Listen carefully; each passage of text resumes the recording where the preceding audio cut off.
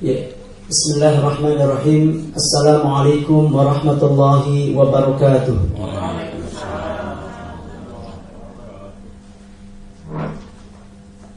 Innal hamdalillah nahmaduhu wa nasta'inuhu wa nastaghfiruh wa na'udzu billahi min shururi anfusina wa min sayyiati a'malina.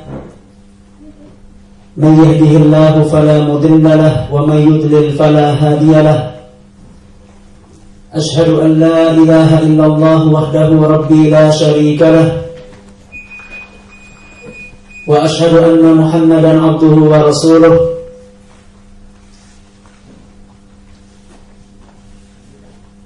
اللهم صل وسلم وبارك على نبيك ورسولك الكريم الأمين المختار المصطفى محمد صلى الله عليه وآله وسلم خير من صلى وصام وعبد الله حتى أتاه اليقين فصلوات الله وسلامه عليه وعلى آله الأطهار وصحابته الأبرار ومن تبعهم من الأخيار إلى يوم تتقلب فيه القلوب والأبصار. أما بعد فيقول جل وعلا في كتابه الكريم يا أيها الذين آمنوا اتقوا الله حق تقاته ولا تموتن إلا وأنتم مسلمون. يا أيها الذين آمنوا اتقوا الله وقولوا قولا سديدا يصلح لكم أعمالكم ويغفر لكم ذنوبكم ومن يطع الله ورسوله فقد فاز فوزا عظيما.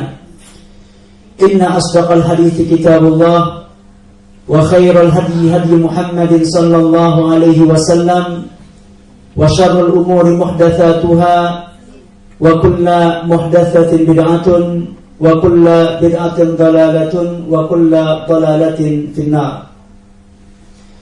Ikhwani wa akhwati fillah, a'azzani Allah wa iyyakum. Bapak-bapak serta ibu-ibu yang saya hormati dan semoga senantiasa diberikan keberkahan oleh Allah Subhanahu wa taala. Alhamdulillah, puji dan syukur senantiasa kita panjatkan kepada Allah Subhanahu wa taala, Rabbul Izzati wal Jalalah, atas segala nikmat-nikmat dan karunia yang begitu banyak yang telah Allah curahkan kepada kita semuanya, yang telah Allah berikan kepada kita semuanya dengan kenikmatan yang sangat banyak dan sangat besar. Tentu saja yang paling utamanya adalah diberikannya kita as-sabat, berupa ketetapan untuk terus berada di atas iman, untuk terus berada di atas Islam, dan kita memohon semoga Allah Subhanahu wa taala melanggengkan nikmat ini kepada kita sampai dengan akhir hayat kita. Tentu saja selain nikmat tersebut, banyak lagi nikmat-nikmat yang tidak mungkin kita sebutkan. Nikmat kesehatan, nikmat panjang umur, nikmat Allah berikan kepada kita keluarga, Allah berikan kepada kita harta, tempat tinggal, kendaraan, pekerjaan untuk mencari nafkah yang halal dan lain sebagainya. Dan tentu saja kewajiban kita terhadap nikmat-nikmat tersebut adalah dengan kita mensyukurinya. Dengan kita mensyukuri nikmat tersebut dengan cara kita memanfaatkannya sebagai wasilah, sebagai fasilitas kita untuk terus menjalankan kebaikan dan ketaatan kepada Allah Subhanahu wa taala.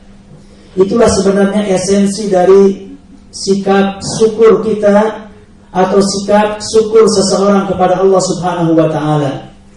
Sebagaimana dikatakan oleh Al-Imam Ibnul Qayyim Al-Jauziyah, beliau mengatakan li syukri thalathatu arkan la yakunul mar'u syakiran illa bimajmu'iha.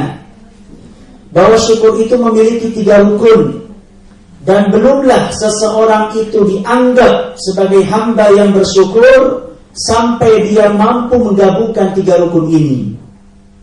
Yang pertama kata beliau adalah al-i'tiraf. Harusnya ada pengakuan, keyakinan bahwa semua nikmat yang ada pada kita ini berasal dari Allah Tabaraka wa Ta'ala. Wajib bagi setiap kita menisbatkan dan menyandarkan setiap nikmat yang ada pada kita kepada Allah Tabaraka wa Ta'ala. Jadi kita bisa seperti ini, punya ilmu, punya harta, punya pekerjaan, punya ini dan punya itu, bisa ini dan bisa itu, bukan mutlak karena kecerdasan kita. Semua itu berasal dari taufik Allah Tabaraka wa Ta'ala. Allah ingatkan ini, wa ma bikum min ni'matin fa minallah. Bahwa nikmat apa saja yang ada pada kalian, semuanya berasal dari Allah Tabaraka wa Ta'ala. Di saat kita sakit kemudian kita sembuh, maka wajib kita menyandarkan kesembuhan itu kepada Allah sebagai sang pemiliknya. Tidak boleh kita katakan kita sembuh karena obat, kita sembuh karena dokter. Obat dan dokter itu hanya sebagai perantara saja, namun penyembuh yang sebenarnya adalah Allah Tabaraka wa Ta'ala. Kita bisa makan, bisa minum, bisa mendapatkan rezeki, semua berasal dari Allah Tabaraka wa Ta'ala, bukan dari perusahaan fulan, bukan dari si fulan dan si fulana, perusahaan ini dan itu semuanya sebagai wasilah. Tapi pemberi rezeki yang hakikat adalah Allah Tabaraka wa Ta'ala. Innallaha huwar razzaq. Sesungguhnya Allah lah zat yang memberikan rezeki dan karunia kepada seluruh hamba-hambanya. Jadi kalau seorang itu pongkah, dia menisbatkan dan menyandarkan nikmat itu hanya kepada kecerdasan dia, maka tiada beda antara dia dengan Qarun. Kita tahu bahwa Qarun itu adalah seorang yang kaya raya yang hidup pada zaman kaum Nabi Musa. Inna mafatihahu latanu bil usbah. Jadi kunci-kunci perbendarahannya saja itu hanya bisa dibawa oleh orang yang memiliki kekuatan fisik. Itu baru kuncinya saja. Belum lagi isi dari perbendaraannya. Memiliki kekayaan yang sangat luar biasa.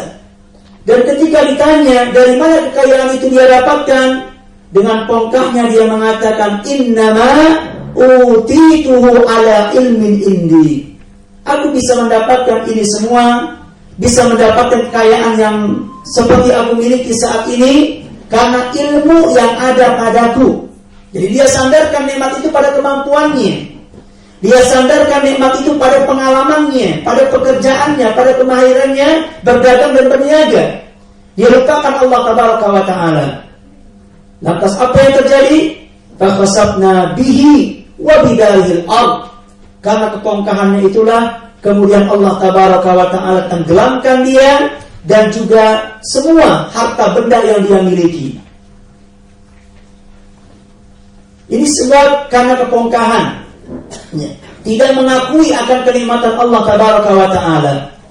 Jadi hendaknya setiap kita justru bercermin dari kisahnya Nabi Sulaiman alaihi salatu wassalam, yang juga orang kaya, memiliki banyak harta, memiliki banyak kemampuan, menguasai isi dunia, bahkan juga menguasai bangsa jin. Namun dengan demikian, Nabi Sulaiman alaihi salatu wassalam adalah orang yang amat pandai bersyukur. Dia menyadari bahwa itu semua adalah berasal dari Allah Tabaraka wa Ta'ala. Maka dengan kerendahan hati, dengan kesadarannya yang sesadar-sadarnya, Nabi Sulaiman mengatakan, hadza min fadli rabbi. Ini adalah keutamaan yang Allah berikan kepadaku. Aku bisa ini dan itu, aku punya ini dan itu. Hadza min fadli rabbi. Bukan karena semata kecerdasanku, tapi itu semua berasal dari karunia Allah Tabaraka wa Ta'ala. Liyabluwani a'ashkuru am akfur. Semua itu tiada lain untuk mengujiku, apakah aku sebagai hamba yang bersyukur ataukah aku menjadi hamba yang kufur. Jadi ini hal pertama yang harus senantiasa kita ingat, bahwa kita wajib menisbatkan, menyandarkan semua nikmat yang ada pada kita kepada Allah Tabaraka wa Ta'ala sebagai satu-satunya zat yang memberikan kenikmatan kepada kita. Kemudian yang kedua adalah as-sana'u 'ala Allah azza wa jalla. Selain kita mengakui dengan hati, maka syukur juga bisa diimplementasikan dengan lisan. dengan cara dia banyak memuji Allah tabaraka wa ta'ala, menyanjung Allah tabaraka wa ta'ala, berzikir kepada Allah subhanahu wa ta'ala dalam setiap keadaannya. Kemudian yang ketiga kata beliau, al-isti'anatu fiha ala mardatillahi azza wa jal. Hendaknya bahwa kenikmatan yang ada pada dia itu harus menjadi sesuatu yang akan membantu dia, yang akan menopang dia, yang akan memfasilitasi dia untuk terus melakukan ketaatan dan kebaikan kepada Allah tabaraka wa ta'ala. Karena itu kita berharap berkumpulnya kita di sini sebagai salah satu bentuk usaha syukur kita terhadap waktu yang telah Allah berikan. Itu umur itu pemberian dari Allah, nikmat dari Allah, kesehatan juga dari Allah subhanahu wa ta'ala, waktu luang juga dari Allah subhanahu wa ta'ala, nikmat yang harus kita syukuri. Dan di antara salah satu bentuk syukur, upaya kita untuk mensyukuri nikmat tersebut, bagaimana kita bisa memanfaatkannya untuk kebaikan, untuk ketaatan kepada Allah tabaraka wa ta'ala. Tsumma la tus'aluna yawma idzin 'anil na'im. Sungguh pasti kalian ini akan ditanya oleh Allah subhanahu wa ta'ala tentang kenikmatan yang Allah berikan kepada kalian saat ini. Ikhwani wa akhwati fillah, a'azzani Allah wa iyyakum. Saat ini kita berada di bulan Ramadan. Ini juga sebuah kenikmatan yang Allah berikan. Kita diberikan kesempatan untuk bisa menghidup atau hidup menghiasi hari-hari indah kita di bulan suci Ramadan. Satu bulan yang dikatakan oleh Allah, oleh Nabi sallallahu alaihi wasallam, syahrun mubarak, bulan yang penuh dengan keberkahan, bulan yang penuh dengan kebaikan. Faradallahu azza wa jalla alaikum siyamah, yang mana pada bulan ini Allah wajibkan kepada kalian, kepada umat muslimin, untuk melaksanakan ibadah saum. Jadi sungguhnya lah kewajiban puasa itu sebagai sebuah kebaikan yang ada di bulan ini. Dia bukan sebagai sebuah beban yang akan membatasi kebebasan kita untuk makan, bebas kita untuk minum, kebebasan kita yang lainnya. Sesungguhnya lah ini adalah salah satu kebaikan yang Allah berikan dengan datangnya di bulan Ramadan. Karena tidak tersembunyi bagi kita semua bahwa puasa ini memiliki banyak sekali kebaikan, banyak sekali keutamaan, yang kalau seandainya puasa itu tidak wajib, tentu kita nggak akan terdorong melakukannya. Tapi di saat Allah tabaraka wa ta'ala mewajibkan puasa ini kepada kita, maka ada dorongan yang kuat bagi kita semua untuk bisa melaksanakannya. Sehingga apabila atau di saat saum ini kita kerjakan, kita laksanakan, kita berharap kebaikan-kebaikan yang ada pada puasa itu bisa kita dapatkan berupa pengampunan dosa dari Allah tabaraka wa ta'ala, kesempatan untuk bisa mendapatkan pahala yang besar, ganjaran pahala yang besar di sisi Allah subhanahu wa ta'ala, dan tidak menutup kemungkinan saum atau puasa yang saat ini kita kerjakan kelak akan menjadi pembela kita, akan menjadi penolong kita, akan menjadi pemberi syafaat buat kita di hari kiamat nanti, tentu saja dengan izin Allah tabaraka wa ta'ala. Ikhwani wa akhwati fiddin, a'azzani Allah wa iyyakum. Bulan Ramadan ini memang identik dengan puasa, sehingga kerap dikatakan sebagai syahrus siyam. Ramadan juga identik dengan tarawih, maka dikatakan Ramadan syahrul qiyam, syahrus siyam wa syahrul qiyam. Ramadan identik dengan Al-Quran, karena pada bulan ini Allah turunkan Al-Quran, sehingga dikatakan pula atau sering pula kita mendengar sebuah ungkapan Ramadan syahrul Quran, Ramadan syahrul siyam, Ramadan syahrul qiyam, wa Ramadan syahrul Quran. Ini benar adanya.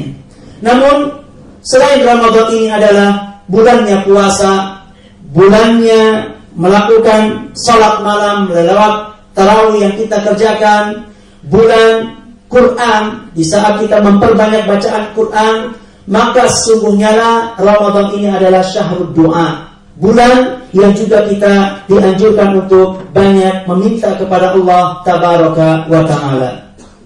Maka pada kesempatan yang berharga ini, saya akan mencoba menyampaikan sebuah tausiat yang terkait dengan masalah yang sederhana tapi penting insyaallah, yaitu hal yang terkait dengan doa.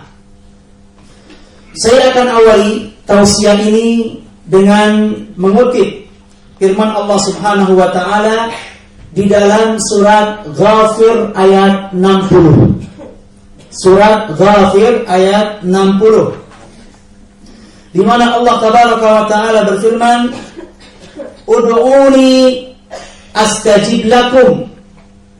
Innal ladzina yastakbiruna an ibadati sayadkhuluna jahannama dakhira." Ud'uni, berdoalah kalian kepadaku, pasti aku akan kabulkan permohonan kalian. Ini janji Allah. Surat Ghafir ayat 60. Sesungguhnya orang-orang yang menyombongkan diri dari beribadah kepadaku, dari berdoa kepadaku, tidak mau berdoa kepada Allah, dia merasa segala sesuatu itu bisa dia selesaikan dengan kemampuannya, nggak butuh dengan pertolongan Allah, maka dia pun nggak pernah meminta kepada Allah. Allah katakan yastakbir. Orang seperti ini adalah orang yang sombong dari beribadah kepadaku, sombong dari meminta kepadaku. Sayadkhuluna jahannama dakhirin. Kelak orang seperti ini akan masuk ke dalam neraka Jahannam dalam keadaan hina. Ayat yang sangat luar biasa, yang kalau kita perhatikan dengan cermat, ada dua hal penting yang bisa kita lihat di ayat tersebut. Yang pertama, Allah Subhanahu wa taala menganjurkan pada ayat yang mulia ini kepada kita semua untuk senantiasa berdoa kepadanya. Jadi ayat ini secara jelas, secara nyata berisi anjuran, ajakan kepada kita semuanya untuk senantiasa memohon dan berdoa kepada Allah Tabaraka wa taala. Dan di saat kita berdoa kepada Allah, di sana ada wujud pengakuan diri bahwa kita adalah makhluk yang lemah, yang tidak bisa berbuat apa-apa kecuali dengan bantuan dan pertolongan dari Allah Tabaraka wa taala. Karena itulah Nabi sallallahu alaihi wasallam kerap kali berkata, "Wala takilni ila nafsi tarfata ain." Ya Allah, jangan kau serahkan semua urusan itu kepadaku walaupun sekedip mata saja. Jadi kalaulah seandainya Allah enggak campur tangan terhadap semua kehidupan kita, kita enggak akan mampu untuk menanggungnya. Jadi kita bisa bertahan hidup tiada lain karena taufik dari Allah Tabaraka wa taala. Maka berdoa itu sebenarnya bentuk pengakuan bahwa kita adalah makhluk lemah, membutuhkan bantuan dan pertolongan Allah Tabaraka wa taala. Dan ayat ini anjuran kepada kita semua untuk senantiasa berdoa kepada Allah Tabaraka wa taala. Kemudian yang kedua, dari ayat ini Allah menganggap orang yang tidak berdoa kepadanya sebagai orang yang sombong, yang merasa mampu melakukan segalanya dengan sendirinya tanpa ada bantuan dari Allah. Kemudian yang ketiga, di pada ayat ini Allah Subhanahu wa taala memberikan janji berupa pengkabulan doa bagi siapa saja yang memohon dan berdoa kepada Allah Tabaraka wa taala. Jadi minimal ada 3 pelajaran yang bisa kita petik dari ayat yang mulia tadi, surat Ghafir ayat 60. Ikhwani wa akhwati fillah, a'azzani Allah wa iyyakum. Sekalipun di ayat ini Allah telah memberikan janji tentang pengkabulan setiap doa yang kita panjatkan, namun dalam kehidupan nyata tidak semudah yang kita bayangkan. Barangkali ada di antara kita yang dia sudah banyak meminta kepada Allah, banyak memohon kepada Allah, namun ternyata doa itu terasa belum terkabulkan. Padahal di ayat itu Allah janji akan mengabulkan, tapi dalam kehidupan nyata terkadang kok doa saya tidak terdengar, tidak didengar, tidak dikabulkan oleh Allah Tabaraka wa taala. Apakah dalam hal seperti ini Allah menyelisih janjinya? Tentu tidak. Innallaha la yukhliful mi'ad. Allah sekali-kali tidak akan pernah menyelisih janjinya. Apabila ini terjadi pada doa-doa kita, maka hal pertama yang harus kita lakukan adalah mengintrospeksi diri. barangkali doa kita belum terkabulkan, ada perkara-perkara, ada mawani', ada penghalang-penghalang yang kita lakukan, sehingga dengan itu doa kita menjadi terhalang dan tidak dikabulkan oleh Allah Tabaraka wa Ta'ala. Mungkin saja doa kita belum dikabulkan karena di saat kita berdoa kepada Allah Tabaraka wa Ta'ala, kita berdoa kepadanya dengan hati yang lalai. Lisan ini meminta, mengucap, berdoa, tapi kadang hati ini nggak tahu, nggak sadar apa yang telah dilontarkan oleh lisan-lisan kita. Terkadang ada orang berdoa seperti itu. Dia angkat tangannya, mulutnya mengucap, tapi hatinya kemana-mana. Bahkan dia nggak sadar apa yang diucapkan oleh lisannya. Apabila ini terjadi, berarti dia telah meminta kepada Allah, berdoa kepada Allah dengan disertai hati yang lalai. Apabila ini terjadi, wajar kalau doanya tidak akan dikabulkan, tidak akan didengar, tidak akan diijabahi. Karena Nabi SAW telah bersabda, yastajibu, Allah Subhanahu wa Ta'ala, Rasulullah SAW telah bersabda, ud'ullah wa antum muqinuna bil ijabah. Berdoalah kepada Allah Tabaraka wa Ta'ala dengan penuh keyakinan bahwa Allah mengabulkan doa-doa kalian. Fa innallaha la yastajibu du'aan min qalbin ghafilin lahin. Karena sesungguhnya Allah Tabaraka wa Ta'ala tidak akan mengabulkan doa yang lahir dari hati yang lemah, lalai, dari hati yang lengah, dari hati yang lalai.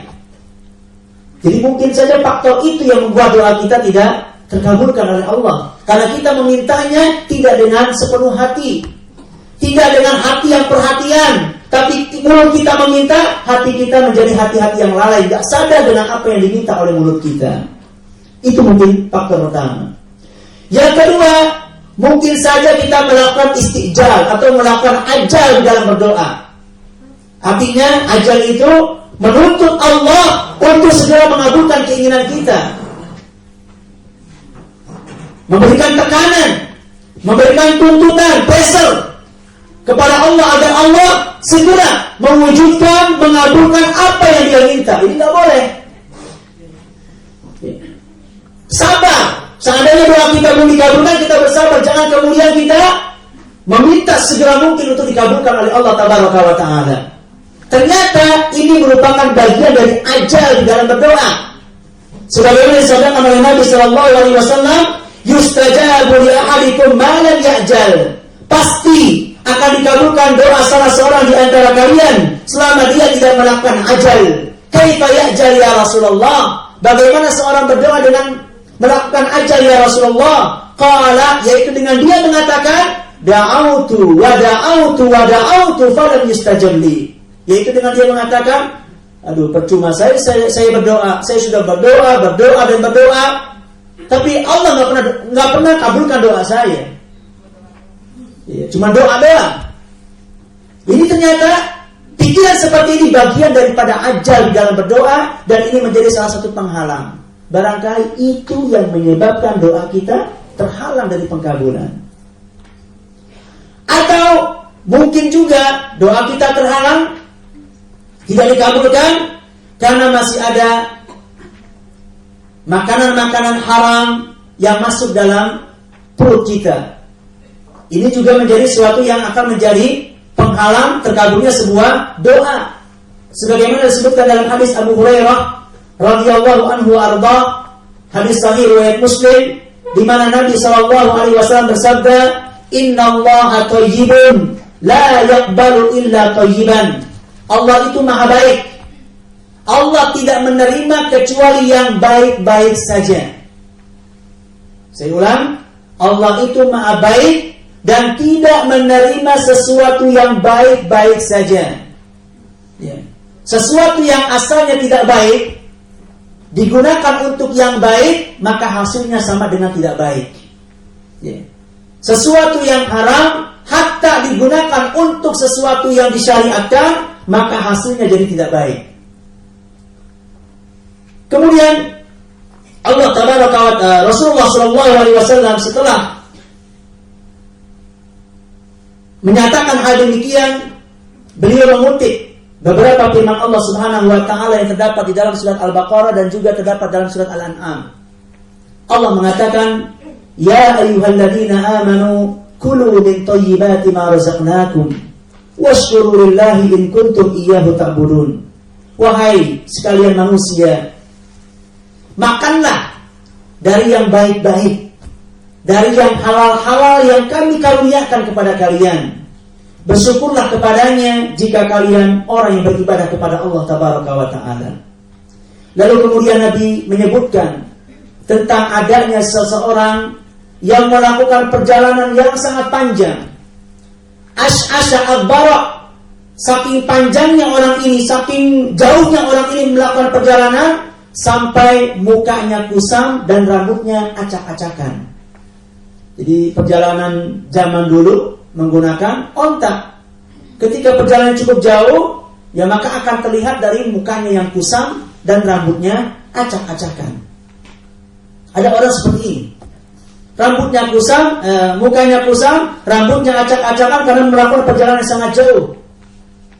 Lalu kemudian dia angkat tangannya tinggi-tinggi. Dia panggil Allah, "Ya Rabb, Ya Rabb, Ya Rabb." Lalu kemudian Nabi mengatakan, "Anna yustajabu lahu." Tidak akan mungkin doa orang ini dikabulkan oleh Allah Tabaraka wa Ta'ala. Padahal dia sudah safar. Kita tahu bahwa safar itu merupakan salah satu sebab terkabulnya doa. Jadi kalau kita dalam keadaan safar, dalam keadaan berpergian, sempatkan diri untuk berdoa kepada Allah, karena ini salah satu waktu sebab terkabulnya doa. Kemudian di antara sebab terkabulnya doa juga dengan mengangkat tangan, dilakukan oleh orang itu. Jadi mengangkat tangan itu disyariatkan, dan Allah sangat suka melihat hambanya ketika meminta sesuatu kepada Allah dengan cara mengangkat kedua tangan. Nabi mengatakan, "Innallaha hayyun karim yasta'i min 'abdihi idza rafa'a yadayhi ila as-sama' an yaruddahuma sifra." Allah itu maha malu. Allah itu maha mulia. Allah malu apabila ada hambanya yang sudah menengadahkan kedua tangannya meminta sesuatu kepada Allah, kemudian si hamba tersebut mengembalikan kedua tangannya dalam keadaan kosong, dalam keadaan hampa. Kalau sampai seperti itu, Allah malu. Artinya, ketika ada seorang hamba dia memohon sesuatu kepada Allah dengan mengangkat kedua tangan, pasti Allah tidak akan biarkan kedua tangan itu kembali dalam keadaan kosong. Pasti Allah akan beri bekali dengan pengkabulan. Menunjukkan apa? Disyariatkan, dianjurkan, disukai berdoa kepada Allah dengan cara mengangkat kedua tangan. Dilakukan oleh orang tersebut. Sudahlah dia dalam keadaan safar, meminta kepada Allah juga dengan cara mengangkat tangannya tinggi-tinggi, tapi ternyata Nabi tetap memponis doa orang ini tidak akan dikabulkan. Apa sebabnya? Wadzalika li'anna ma'kaluhu haram, wa mashrabuhu haram, wa malbasuhu haram, wa ghuttiya bil haram. Karena orang ini senantiasa suka memakan makanan yang haram. Ya, makanan haram itu maksudnya imma zatnya yang haram. Ya, kalau zatnya itu haram, maka dengan cara apapun dia mendapatkannya, ya tetap haram. Ya, seperti misalkan babi, bangkai, darah, ini adalah sesuatu yang arak, ya, khamar.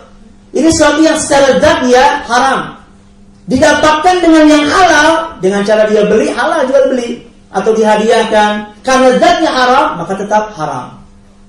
Atau secara zat dia halal, bentuknya bisa nasi, bisa roti, bisa es, air putih, halal. Tapi ketika dia mendapatkannya dengan cara yang haram, dengan merampas, dengan menzalimi orang, atau dengan cara mencuri dan lain sebagainya, zatnya dia halal tapi didapatkan dengan cara yang haram, maka hasilnya sama dengan haram. Nah, orang seperti ini, orang yang tadi kebiasaannya seperti itu, makan dari sesuatu yang haram, minumnya dari dihasilkan dari sesuatu yang haram, pakaian yang dia pakai pun dari penghasilan yang haram, bahkan selama ini dia dihidupkan dari sesuatu yang haram. Kalau sudah seperti itu, anna yustajabu lahu. Bagaimana mungkin doanya itu akan dikabulkan? Walaupun dia safar sejauh-jauhnya, walaupun dia mengangkat tangannya setinggi-tingginya, tidak akan mungkin Allah Subhanahu wa taala dengar doanya, tidak akan mungkin Allah Subhanahu wa taala kabulkan semua keinginannya. Introspeksi dari tiga hal ini. Apabila kita sudah meyakini bahwa semuanya kita sudah terbebaskan dari 3 hal ini, kita tidak berdoa kepada Allah dengan hati yang lalai. Kita juga tidak berbuat aja di dalam berdoa. Kita juga pastikan bahwa kita tidak pernah dan bahkan tidak sudi untuk memasukkan makanan-makanan dan minuman-minuman yang haram ke dalam tubuh kita. Tapi ternyata kenapa doa saya juga belum terkabulkan? Apabila ini terjadi pada kita, maka tetap tidak boleh seorang itu patah semangat dalam berdoa. Masih banyak di sana jalan yang bisa kita tempuh. Masih ada pintu-pintu yang bisa kita lalui. Berusaha untuk terus bagaimana kita berusaha agar Allah Subhanahu wa taala mengabulkan doa-doa kita.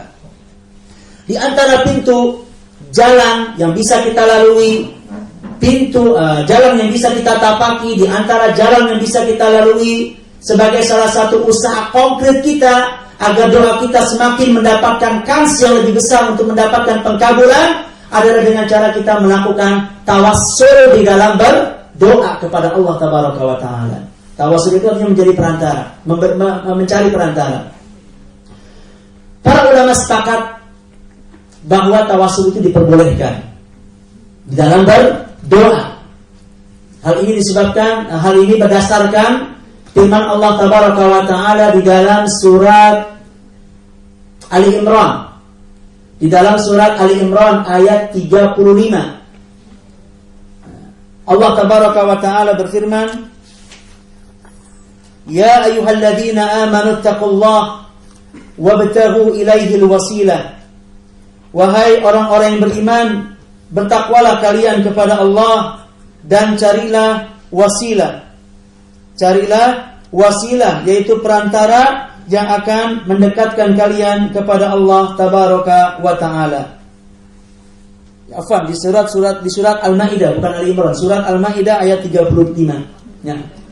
Allah sebut surat Al-Maidah ayat 35. Ya. Ya ayyuhalladzina amanu taqullaha, wahai orang-orang beriman, bertakwalah kalian kepada Allah dan carilah wasilah. Namun disyariatkannya, diizinkannya, dibolehkannya kita bertawassul di dalam berdoa dengan cara wasilah ini tidak secara mutlak. Tidak semua wasilah itu dibenarkan. Tidak semua wasilah itu dibolehkan. Para ulama sepakat, ulama Ahlussunnah wal Jamaah sepakat bahwa dibolehkannya tawassul di dalam berdoa itu hanya pada 3 tempat saja. Hal ini sebagaimana dikatakan oleh penulis dari Nubdhatul Aqidah, Dr. Saleh Suhaimi, Dr. Saleh As-Suhaimi, seorang dosen yang ada di Universitas Islam Madinah, dosen tauhid, dosen akidah. Beliau mengatakan, "Berrujuk ila al-kitab wa sunnah najidu anna at-tawassul al-masyru' yanhasiru fi thalathati umur." Kalau kita merujuk dari kitab-kitab, dari sunnah-sunnah yang ada, kita akan dapatkan bahwa sungguhnya lah tawassul yang dibolehkan untuk kita lakukan hanya ada pada 3 macam saja. Tidak yang keempat dan yang kelimanya. Yang pertama kata beliau adalah at-tawassul ila Allah azza wa jalla bi asma'ihi wa sifatih. Bertawassul kepada Allah Tabaraka wa Ta'ala dengan cara menyebut nama-nama dan sifat-sifatnya. Artinya sebelum dia berdoa kepada Allah, jadi doa itu atau permintaan tersebut tidak langsung dia lakukan. Harus ada muqaddimah, pendahuluan. Di antara pendahuluan adalah dengan cara dia sebut dulu nama Allah. Dia sebut dulu sifat Allah. Dia puji dulu Allah Tabaraka wa Ta'ala, baru kemudian dia minta kepada Allah. Jadi minta itu enggak to the point. Harus ada muqaddimah, langkah-langkahnya. Di antara salah satu adab dan bentuk tawassul yang diperbolehkan, sebelum kita atau sebelum Anda meminta sesuatu kepada Allah, sebut dulu nama Allah, sebut dulu sifat Allah Tabaraka wa Ta'ala. Contohnya, misalkan seorang berdoa kepada Allah, Allahumma inni as'aluka antallah ar-Rahman ar-Rahim al-Aziz al-Hakim ighfirli. Ya Allah, sesungguhnya aku memohon kepadamu, sesungguhnya engkau adalah Zat yang Rahman, Maha Pengasih, Ar-Rahim, yang Maha Penyayang, Al-Aziz, yang Maha Kuat, Al-Hakim, Maha Bijaksana, Al-Ghafur, Maha Pengampun. Ighfirli ya Rabbi, maafkanlah aku, ampunilah dosa-dosaku ya Allah. Jadi inti dari doa ini adalah apa? Minta pengampunan dosa. Tapi kita lihat, apakah permohonan ampun itu diminta secara langsung? Tidak. Sebelum dia minta pengampunan, dia sebut dulu nama Allah. Itu yang dimaksud dengan tawassul, dengan nama-nama dan sifat-sifatnya. Jadi sebelum kita meminta sesuatu kepada Allah, ada baiknya kita sebut dulu nama Allah. Nah, kita sebut dulu sifat Allah, baru kemudian kita meminta sesuatu kepada Allah Tabaraka wa Ta'ala. Ya. Di antara dalil yang mendasari ini adalah firman Allah Subhanahu wa Ta'ala di dalam surat Al-A'raf ayat 180.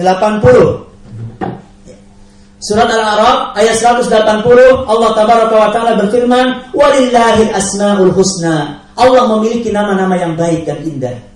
Allah memiliki nama-nama yang indah, nama-nama yang baik. Fad'uuhu biha, maka berdoalah kalian dengan nama-nama tersebut. Jadi di sini Allah Subhanahu wa Ta'ala bahkan memerintahkan kita untuk berdoa dengan nama-nama yang Allah miliki lewat Asmaul Husna yang kita kenal itu. Yang 99 nama, walaupun itu bukan pembatasan. Ya. Sebutlah nama Allah. Jadikan Asmaul Husna itu sebagai wasilah kalian untuk berdoa kepada Allah Tabaraka wa Ta'ala sebagaimana yang Allah perintahkan dalam ayat ini. Fad'uuhu biha, berdoalah kalian dengan nama-nama tersebut. Allah suruh kita, menunjukkan apa? Dibolehkan. Tidak hanya boleh, bahkan diperintahkan. Ya. Kemudian di antara dalil lain adalah doa yang pernah dipanjatkan oleh Nabi dalam zikir pagi dan petang yang mungkin biasa kita baca. Di mana dalam satu doa yang sahih, dalam beberapa hadis, dalam beberapa riwayat, Nabi Shallallahu Alaihi Wasallam berdoa kepada Allah, Ya Hayyu Ya Qayyum birahmatika astaghits. Satu doa yang mungkin masyhur ya di telinga-telinga kita. Nah, familiar di telinga-telinga kita. Perhatikan doa ayat ini. Intinya adalah apa? Minta pertolongan Allah, minta bantuan dari Allah. Nabi meminta pertolongan kepada Allah. Apakah permintaan itu langsung? Ya Allah, istaghits, wahai Allah, bantu aku? Tidak. Tapi terlebih dahulu Nabi mengatakan, Ya Hayyu Ya Qayyum birahmatika astaghits. Hayyun Qayyum itu nama Allah. Jadi sebelum Nabi meminta, Nabi sebutkan dulu nama Allah. Wahai Zat yang maha hidup, wahai Zat yang maha kokoh, dengan rahmat-Mu ya Allah, aku mohon bantuan-Mu, aku mohon pertolongan-Mu. Jadi Nabi melakukan demikian. Ini menjadi isyarat kepada kita tentang anjuran melakukan hal yang demikian. Sebelum kita memohon sesuatu kepada Allah, sebut dulu nama Allah, sebut dulu sifat Allah, baru kemudian kita memohon sesuatu kepada Allah Tabaraka wa Ta'ala. Ya. Ini bentuk tawasul pertama yang dibolehkan, diizinkan kita melakukannya, yaitu bertawassul kepada Allah lewat nama-namanya dan lewat sifat-sifatnya. Kemudian yang kedua, at-tawassul ila Allah Ta'ala bil a'mal salihah. Bertawassul kepada Allah Subhanahu wa Ta'ala, berdoa kepada Allah dengan cara kita menyebutkan amal-amal saleh yang pernah kita kerjakan. Jadi menjadikan amal soleh yang pernah kita kerjakan sebagai wasilah kita di dalam berdoa. Kita sebut, kita ucapkan, baru kemudian kita meminta sesuatu kepada Allah. Itu dibolehkan. Jadi cerita amal soleh kepada Allah. Kalau menceritakan amal soleh kepada orang lain, jangan. Ya karena itu rentan nanti akan dimasuki oleh apa? Ria. Oleh sum'ah. Bahkan gak baik kalau seorang itu terlalu terbiasa menceritakan kebaikannya kepada orang lain. Ya. Walaupun di beberapa larangan ini tidak mutlak juga, terkadang juga dibenarkan dengan adanya beberapa manfaat yang bisa dia dapatkan, seperti mendorong orang. Ya saya yang gaji sekian mampu sedekah sekian, Anda yang gaji lebih besar berapa Anda mampu sedekah? Ya, dia sebutkan bukan dalam rangka riya, tapi ingin memancing semangat orang misalkan. Ini gak jadi masalah. Ya asalkan dia sudah benar-benar pastikan tidak ada unsur riya di sana, tidak ada unsur sum'ah di sana. Ya, tapi kita yang memiliki hati ini lemah, ya lemah hati kita, ya kadang untuk menceritakan kebaikan itu kerap kali diasupi oleh sum'ah dan riya. maka sebaiknya dihindari walaupun tidak haram secara mutlak. Tapi ketika kita menceritakan kebaikan kepada Allah, sah-sah saja, dibolehkan. Ceritakan, sebutkan kebaikan yang pernah kita lakukan, baru kemudian kita meminta kepada Allah Tabaraka wa Ta'ala. Contohnya seorang berdoa dengan mengatakan, Allahumma bi'imani bik wa mahabbati lak wattiba'i li rasulik ighfir li ya Rabbi. Ya Allah, dengan imanku kepadamu, dengan cintaku kepadamu, dengan ittibaku kepada Rasulmu, ampunilah aku ya Allah. Ya. Sama intinya pengampunan dosa. Tapi itu tidak diminta secara langsung. Diawali dengan bentuk tawassul dengan amal saleh. Apa amal saleh yang disebutkan di sini? Iman. Iman kepada Allah jelas amal saleh, bahkan sebuah amal yang paling besar. Cinta Allah amal saleh. Ittiba kepada Rasul amal saleh. Dia sebutkan baru kemudian dia minta sesuatu kepada Allah Tabaraka wa Ta'ala. Itu dibolehkan. Ya. Di antara dalil yang melandasi ini adalah banyaknya doa yang memiliki tipe seperti ini. Misalkan doa yang terdapat dalam surat Ali Imran ayat 16. Jadi kita lihat surat Ali Imran di ayat 16 itu isinya doa. Ya. Di sana ada doa yang disebutkan Rabbana, insyaallah doanya sudah hafal. Rabbana innana amanna, terus faghfir lana dzunubana wa qina adzabannar. Saya ulang, Rabbana innana amanna faghfir lana dzunubana wa qina adzabannar. Inti dari doa ini adalah memohon dua perkara kepada Allah. Yang pertama, pengampunan dosa. Yang kedua, permohonan untuk dihindari atau dijauhi atau dilindungi dari api neraka. Minta pengampunan dosa dan minta untuk dihindari oleh Allah dari ancaman api neraka. Intinya itu permohonan doa tadi. Tapi kita lihat, apakah doa itu permintaan dua hal tersebut diminta secara langsung? Tidak. Sebelumnya ada pendahuluan menggunakan tawassul. Bahkan pada ayat ini ada dua tawassul langsung kita kerjakan, dua tawassul dikerjakan dalam satu waktu. Pada kalimat Rabbana innana amanna, ya, wahai Rabb kami, sungguhnya kami beriman kepadamu. Itu berarti tawassul dengan apa? Amal saleh. Dia sebutkan bahwa dia adalah orang yang beriman kepada Allah. Sebutkan. Ya. Kemudian pada kalimat sebelumnya kalimat Rabbana, wahai Rabb kami.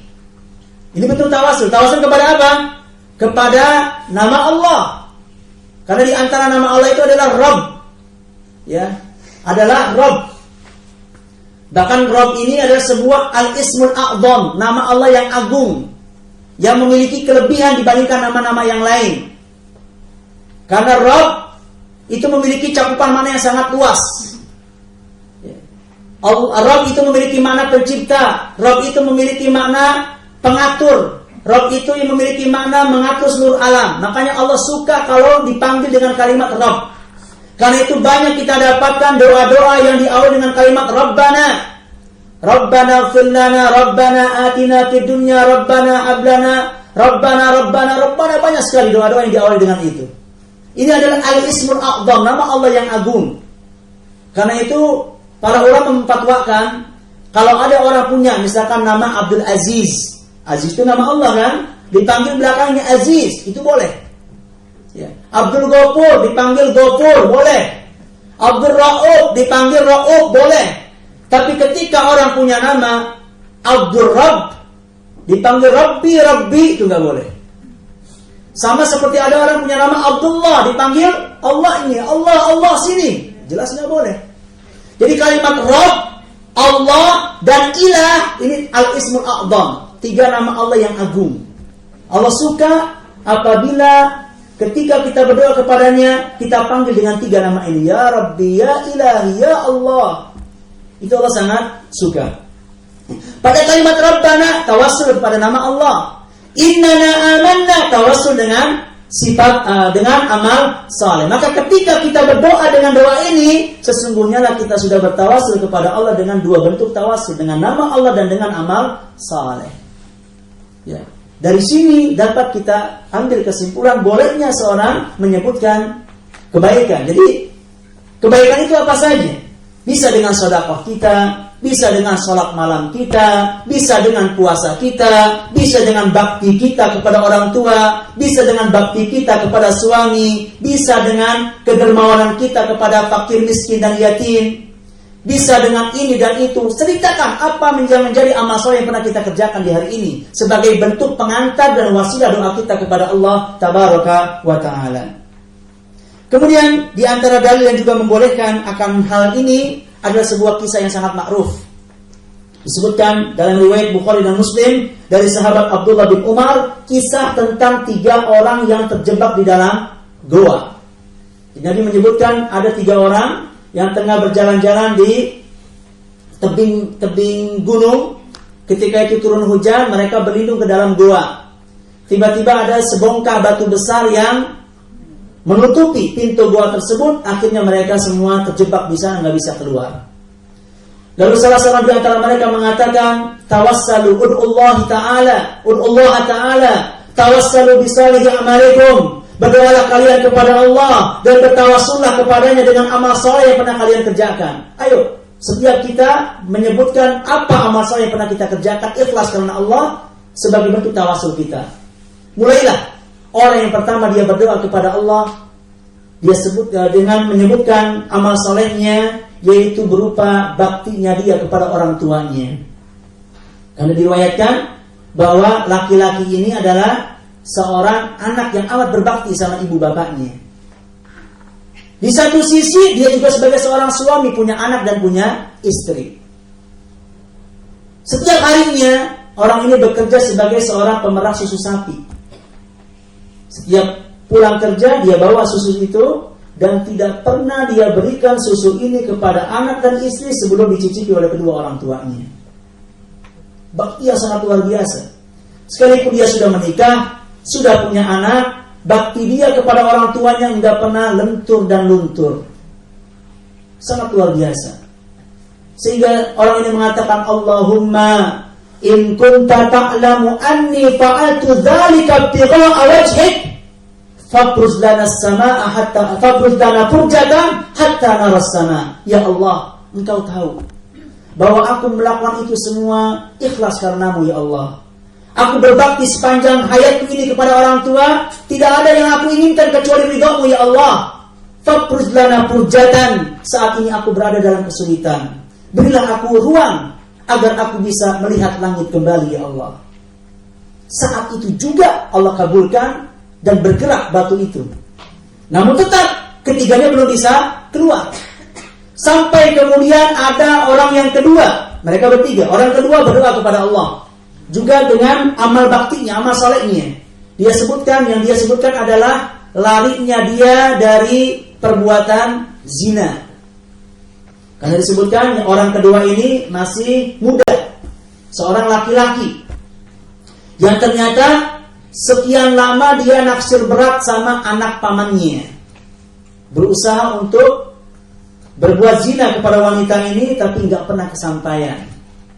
Sampai kemudian keluarga dari wanita ini mengalami pailit, kebangkrutan, dan si wanita ini mengatakan pada laki-laki itu bahwa engkau bisa berzina dengan saya asalkan engkau mampu mengumpulkan berapa? 1000 dinar atau 1000 dirham. Ya. Pasa'aitu, aku pun berusaha untuk mencari uang sebanyak-banyaknya. Sampai kemudian ketika aku dapatkan uang tersebut, aku datangi wanita tadi. Ya. Kemudian laki-laki ini menceritakan dalam sebuah hadis yang sahih. Falamma qa'adtu baina rijlaihal arba'. Ketika aku sudah berada di antara 4 cabang wanita, sudah berada di antara kedua tangannya dan di antara kedua kakinya, tinggal melakukan perzinahan. Tiba-tiba wanita ini mengatakan, ya Abdullah, wahai hamba Allah, ala tattaqillah, ittaqillah. Wahai hamba Allah, tidakkah engkau takut akan dosa zina? Bertakwalah engkau kepada Allah, takutlah engkau kepada Allah. La tabta'il khatam illa bihaqqih. Jangan sekali-kali engkau membuka cincin kecuali dengan haknya. Para ulama menyebutkan yang dimaksud dengan cincin di sini adalah al-bakarah, keperawanan. Janganlah engkau merobek keperawanan seorang wanita kecuali dengan haknya, itu pernikahan. Tidakkah engkau takut? Tiba-tiba saja ketika laki-laki diingatkan oleh wanita tadi hal yang demikian, pucat pasi mukanya. Tiba-tiba dihinggapi oleh rasa takut, dan tiba-tiba dia tinggalkan wanita tersebut karena takut akan dosa. Dia sebutkan, ya Allah, Allahumma in kunta ta'lam anni fa'atu dzalika ibtigha'a wajhik. Ya Allah, engkau tahu bahwa aku mampu sebenarnya untuk melakukan perzinahan. Aku sudah berada di antara 4 cabang wanita tadi. Kalau aku mau, aku bisa melakukan perzinahan. Tapi aku tidak lakukan itu karena takut kepadamu, ya Allah. Fafruz lana furjatan. Saat ini aku berada dalam kesulitan. Berilah aku ruang, ya Allah, agar aku bisa melihat langit kembali. Langsung saat itu juga Allah kabulkan doanya. Bergeraklah batu itu untuk memberikan celah kepada 3 orang ini untuk keluar. Namun ternyata celahnya masih sedikit sehingga belum mampu keluar. Sampai kemudian orang ketiga, dia berdoa kepada Allah dengan bakti dia, dengan amal soleh dia. Apa yang dia sebutkan? Yaitu sikap amanahnya terhadap bawahannya. Kalau disebutkan orang ketiga ini seorang bos dia, manajer, punya banyak bawahan, punya banyak karyawan. Hingga pada suatu saat, pada saat pembagian gaji, ada salah satu karyawannya yang gak sempat mengambil gajinya. Ya dia tunggu kok gak datang-datang. Lama dia tunggu gak datang-datang. Sampai kemudian dia berinisiatif menggunakan uang tersebut untuk membelikan sepasang domba. Yang dengan izin Allah Tabaraka wa Ta'ala, domba ini berkembang biak. Dari 2 jadi 4, 4 jadi 8, 8, 16, 16, 32 dan begitu seterusnya. Sampai ada satu lapangan penuh isinya semuanya domba. Tidak berapa lama, si karyawan yang gak sempat mengambil gajinya ini datang kepadanya menuntut haknya. Mana hak saya, mana gaji saya mau minta sekarang. Kalau dia mau, dia bisa berikan berapa sih gaji Anda? 1 juta, 2 juta ini. Domba itu jadi milik dia. Ya. Dia bisa melakukan itu. Si pemilik uang, si pemilik gaji gak akan tahu. Tapi dengan kejujurannya, dengan amanahnya, dia katakan, uangmu sudah saya inisiatifkan untuk membeli seekor domba, dan dengan izin Allah dia berkembang biak. Sekarang kau lihat lapangan yang ada di sana yang semuanya berisi domba, itu adalah domba kamu, ambil semuanya. Subhanallah. Orang ini mengatakan, ya Allah, Allahumma in kunta ta'lam anni fa'atu dzalika ibtigha'a wajhik. Ya Allah, engkau tahu aku melakukan itu tidak ada keinginan apa-apa kecuali aku ingin mengharapkan ridhamu, mengharapkan wajahmu, ya Allah. Fafruz lana furjatan hatta naras sama. Buka ruang bagi kami agar kami bisa melihat langit kembali. Lagi-lagi Allah dengar doanya, Allah sambut permintaannya, dan Allah kabulkan. Sehingga batu yang besar itu kembali bergeser. Akhirnya ketiga orang ini pun bisa keluar dari dalam jebakan doa tadi. Hadis ini hadis yang panjang, masyhur, ma'ruf. Dan para ulama mengambil satu pelajaran penting dari hadis ini tentang bolehnya seseorang menyebutkan amal kebaikan kepada Allah dan menjadikannya sebagai bentuk wasilah kepada Allah Tabaraka wa Ta'ala. Ya. Bentuknya apa saja pernah kita kerjakan. Baru kemudian setelah itu kita memohon dan berdoa kepada Allah Tabaraka wa Ta'ala. Itu yang kedua. Yang pertama tadi apa itu?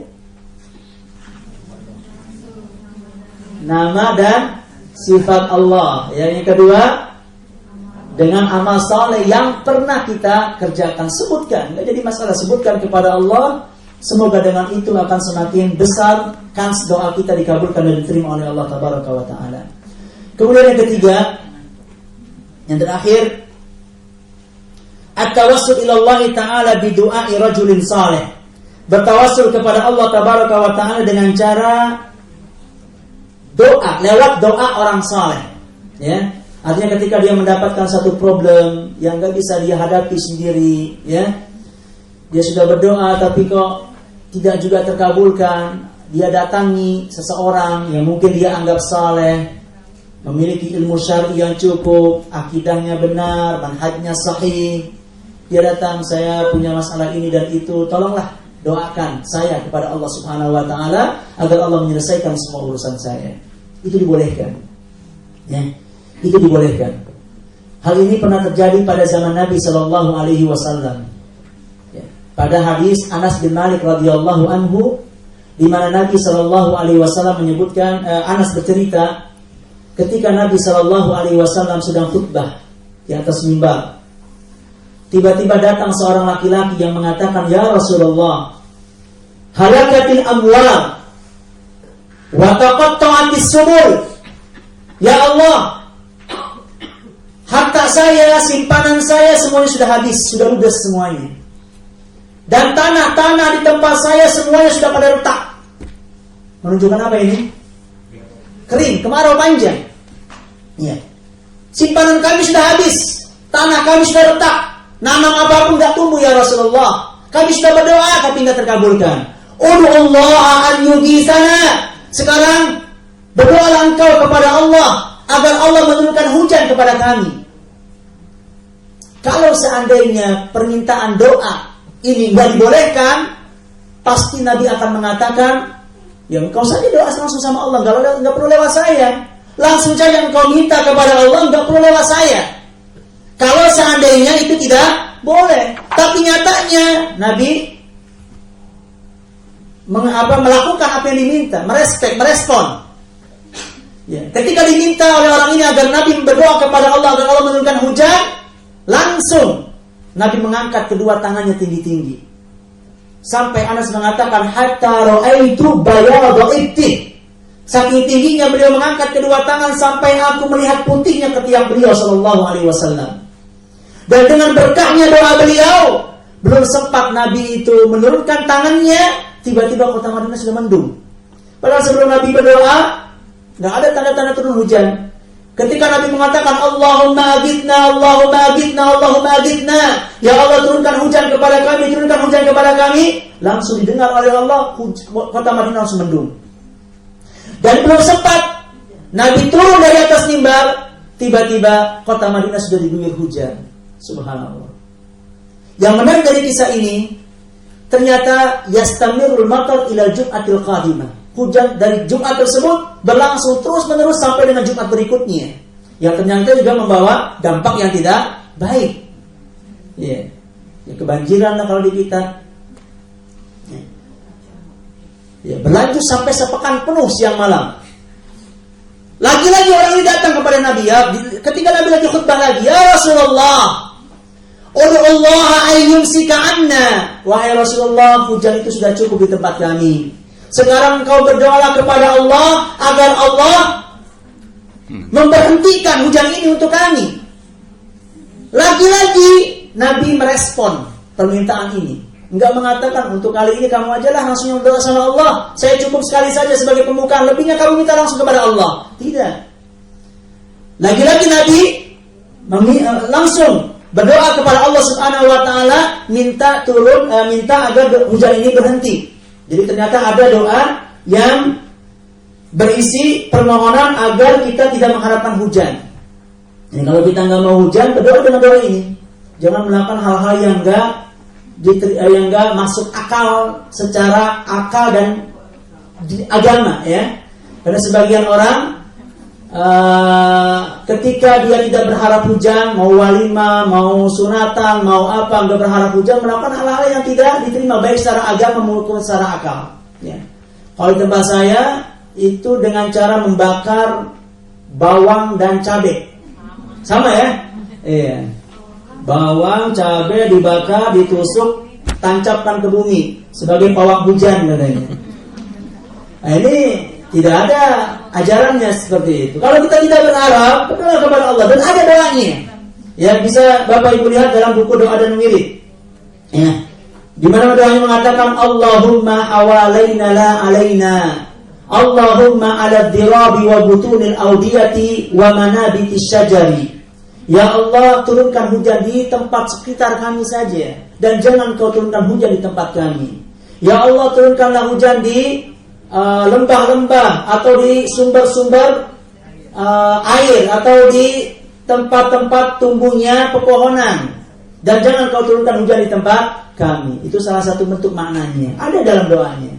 Kalau ternyata masih hujan juga, ya artinya apa? Mungkin yang gak berharap hujan cuma kita doang. Sementara jumlah yang lebih banyak masih membutuhkan hujan. Maka Allah tentu saja ketika menurunkan hujan melihat hikmah di balik itu semua, ya. Jangan mana ini katanya doa ini manjur kok tetap hujan, ya, enggak, ya. Artinya Allah memiliki pertimbangan lain. Mungkin cuma kita doang yang gak mengharapkan hujan karena kebetulan kita punya hajat, tapi orang lain masih mengharapkan hujan. Ternyata Allah lebih memilih apa yang dipertimbangkan orang banyak daripada keinginan kita. Ya, jadi intinya berusaha sebagai salah satu usaha, nggak apa-apa ini kita baca ketika kita mengharapkan tidak turun hujan. Ini salah satu bentuk dalil dibolehkannya seorang mendoakan orang lain atau minta didoakan oleh orang lain. Dalil yang kedua, hadis sahih juga, cerita juga dari sahabat Ukasha bin Mihsan. Dia cerita ini, suatu saat Nabi SAW tengah duduk-duduk di hadapan para sahabatnya, ya. Kemudian Nabi mengatakan, Nabi bercerita tentang Nabi pada masa lalu, bahwa ada dulu di masa lalu itu seorang Nabi yang memiliki pengikut yang banyak. Ada para Nabi yang hanya memiliki pengikut itu kurang dari 10, hitungan jari saja. Bahkan ada Nabi yang gak punya pengikut sama sekali. Nabi bercerita seperti itu. Jadi banyak kebenaran itu tidak diukur dengan banyak dikitnya seorang, tidak. Ma'wafaqal haq, apabila sesuai dengan dalil itu yang benar. Perkara jumlahnya mau sedikit, mau banyak. Jadi kuantitas itu bukan menjadi barometer kebenaran.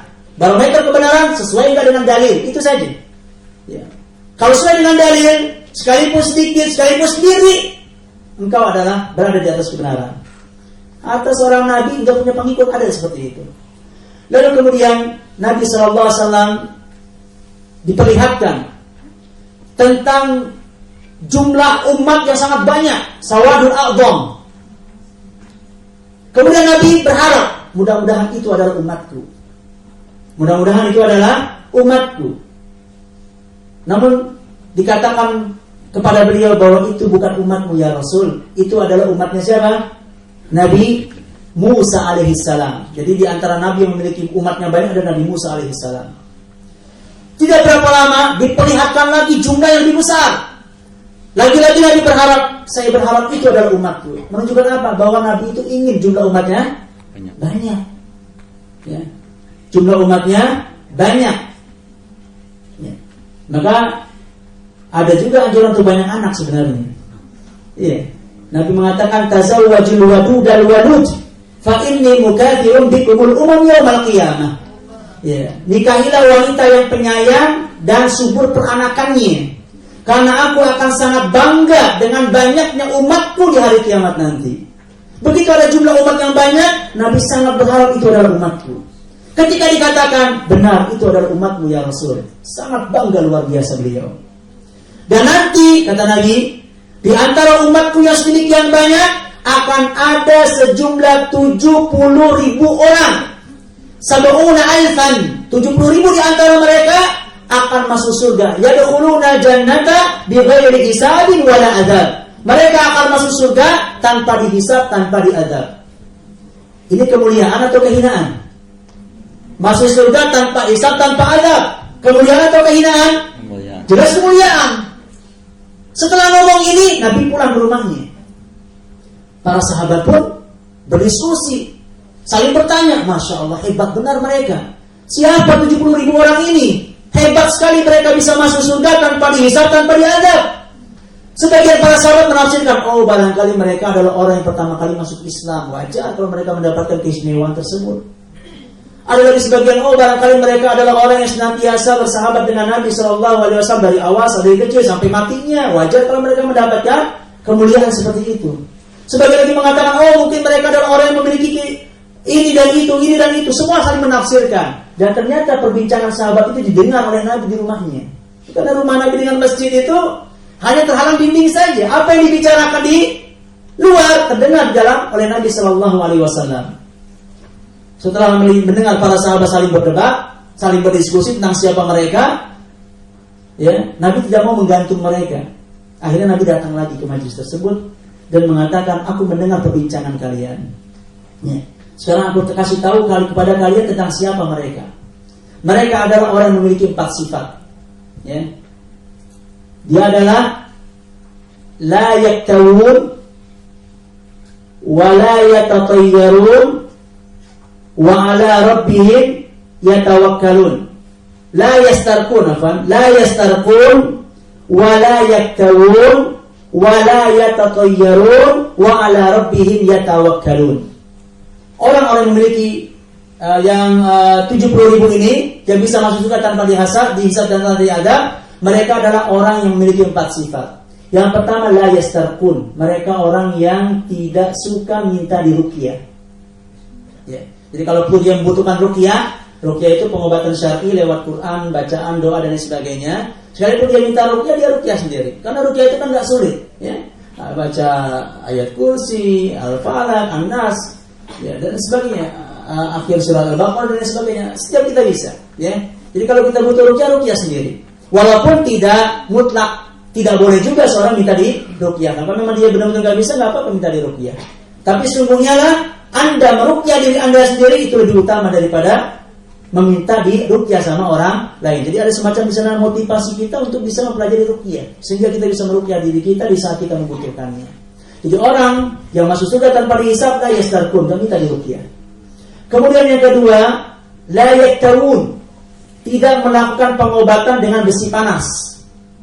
Ya, dulu ada pengobatan lewat besi panas. Ya, betul, di antara bentuk pengobatan adalah al-kawa, artinya pengobatan dengan besi panas untuk membuka atau racun yang bersarang di tubuh atau membuka peluru yang bersarang di tubuh. Ya, kalau dulu lewat besi panas. Ya, kalau dulu kita masih kecil mungkin pernah nonton film Rambo, ya, Rambo. Ketika dia tertembak di pahanya, itu dia biasa memegang apa? Pisau kecil dibakar, ditusuk untuk bisa mengeluarkan peluru. Itu namanya iktiwa. Berobat dengan menggunakan besi panas. Itu salah satu bentuk pengobatan, ya. Tapi dianjurkan untuk tidak melakukannya. Ya. Itu yang kedua. Kemudian yang ketiga, la yatatayyarun, tidak melakukan tatayyur. Tatayyur itu artinya menganggap sial atau hoki sesuatu, ya. Baik itu benda, waktu, tempat dan lain sebagainya yang tanpa dalil. Pada zaman dulu orang jahiliyah tatayyur itu cuma dengan menggunakan burung saja. Jadi begitu mereka keluar mau safar, misalkan mau bepergian, selalu dia lihat ke atas, ke langit. Dia lihat burung, toyir artinya burung. Kalau dia lihat ada burung terbangnya ke arah kiri, oh, saya nggak akan melanjutkan perjalanan, saya nggak akan jadi. Kenapa? Ini petanda bahaya buat saya. Ya, lalu diurungkan. Takut ketika ada burung terbang ke arah kiri, nggak ada yang berani bepergian.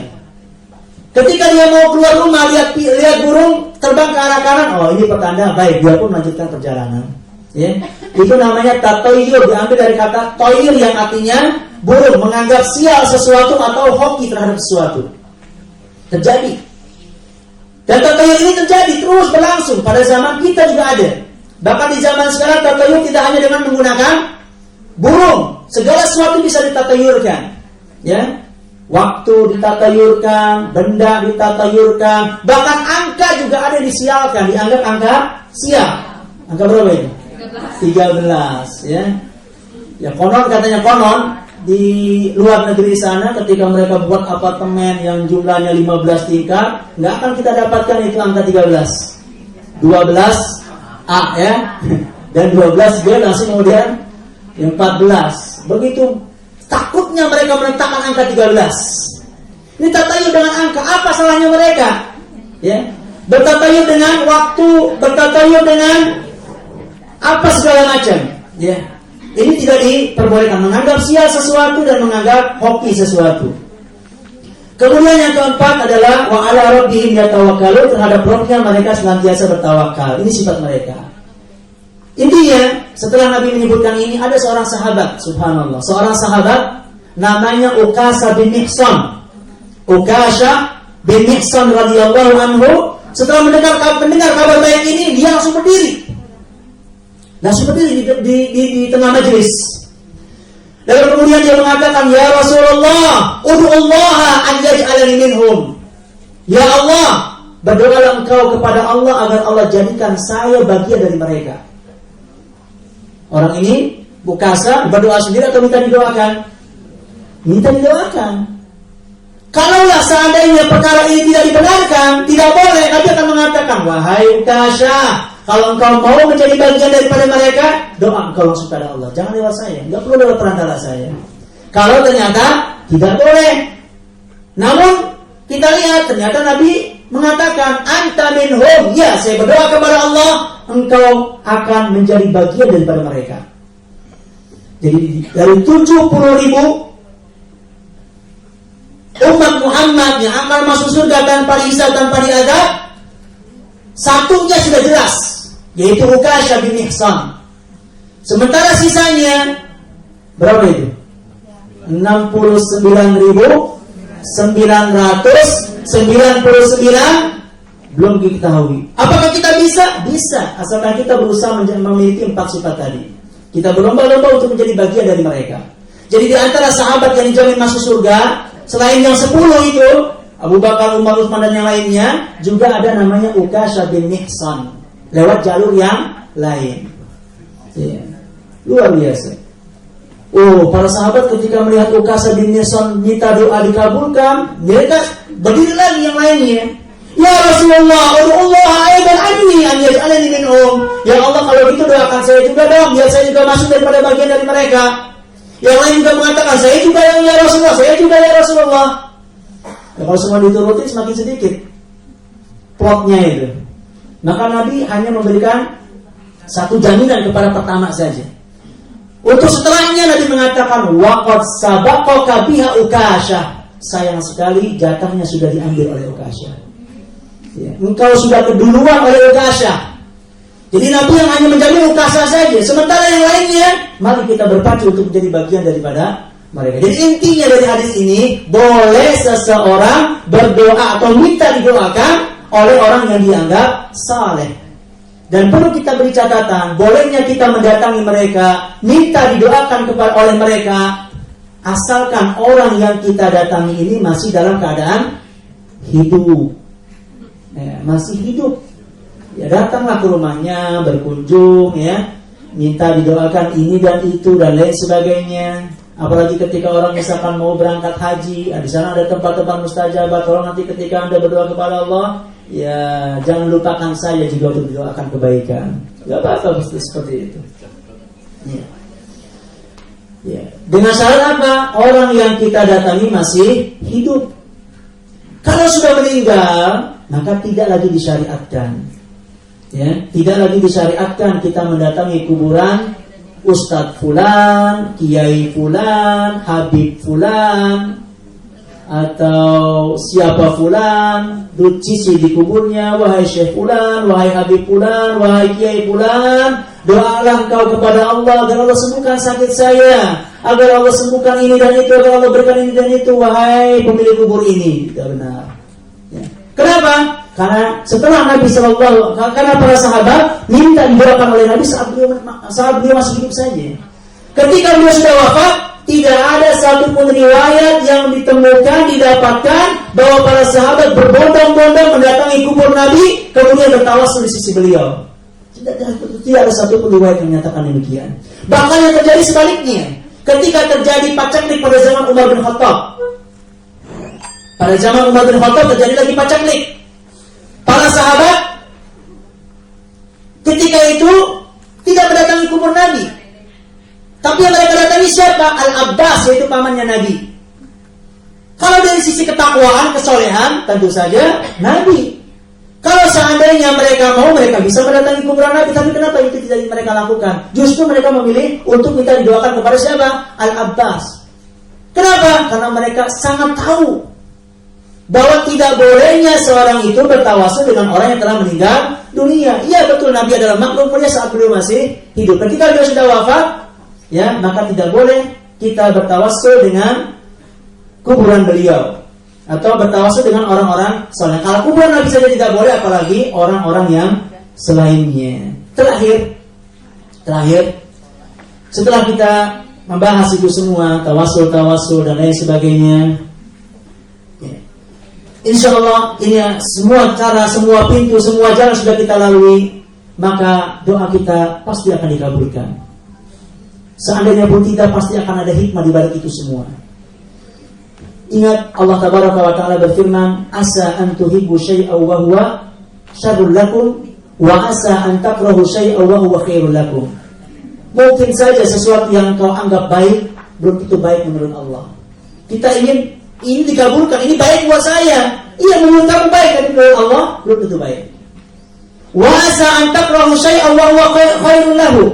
Dan mungkin saja sesuatu yang kita anggap tidak baik, kita benci, tapi justru itu dianggap baik oleh Allah Tabaraka wa Ta'ala. Jadi kita mengedepankan husnudzan ketika doa ini tidak dikabulkan, sekalipun kita sudah menjalankan semua, melalui semua jalan-jalannya, menapaki semua jalan-jalan dan pintu-pintunya. Namun biasanya kalau semua cara ini sudah kita kerjakan, doa itu akan dikabulkan, dan pengkabulan doa itu tidak serta-merta berwujud apa yang kita minta. Pengkabulan doa itu ada 3 macam. Saya tutup kajian ini dengan mengutip hadis Nabi SAW. Dalam hadis sahih dari Abu Hurairah radhiyallahu anhu, hadis sahih riwayat Muslim, Nabi SAW bersabda, "Ma min muslimin yad'ullaha bida'watin laisa fiha ithmun wala qati'ati rahimin illa a'tahu Allahu biha ihda thalath." Perhatikan hadis ini. Tidaklah ada seorang muslim, maksud di antaranya muslimah, yang dia berdoa kepada Allah dengan satu doa yang di sana tidak mengandung unsur dosa atau pemutusan tali silaturahmi, kecuali Allah akan berinya satu dari bentuk 3 pengkabulan.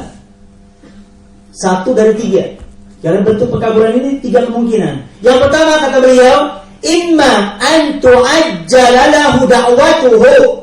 Bisa saja pengkabulan doa itu dalam bentuk Allah segerakan apa yang dia minta. Dia minta ini ternyata langsung berwujud. Enggak terasa lama dirasakan, oh ternyata doa saya sudah dikabulkan. Ya. Bentuk pengkabulan doa inilah yang dipahami oleh bahkan mungkin semua orang.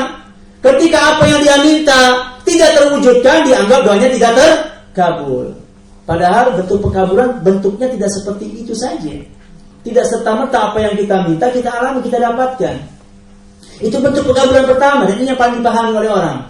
Wa imma, atau kemungkinan yang kedua kata beliau, an yaddakhiraha lahu fil akhirah. Bisa saja bentuk pengkabulan itu dengan cara Allah tabung, Allah tangguhkan untuk kemudian akan dia berikan ketika dia sudah berada di hari akhir. Itu bentuk pengkabulan, dan kita nggak tahu itu. Kita minta kebahagiaan, ternyata kebahagiaan itu sudah kita dapatkan di dunia. Apakah lantas kita mengklaim doa kita nggak dikabulkan? Tidak. Mungkin doa kita sudah dikabulkan, tapi tidak Allah berikan sekarang. Allah tabung, Allah tangguhkan untuk kebahagiaan itu akan dia berikan di hari kiamat nanti lewat syafaat, pengangkatan derajat dan lain sebagainya. Itu bisa terjadi. Dan bentuk pengkabulan ini yang kadang tidak dipahami oleh orang. Dia hanya memahami bentuk pengkabulan itu yang pertama, berwujud apa yang dia minta. Yang ketiga, wa imma an yasrifa anhu minas su'i mitliha. Atau bentuk yang ketiga, dia akan dipalingkan dari kejelekan yang semisal. Ya.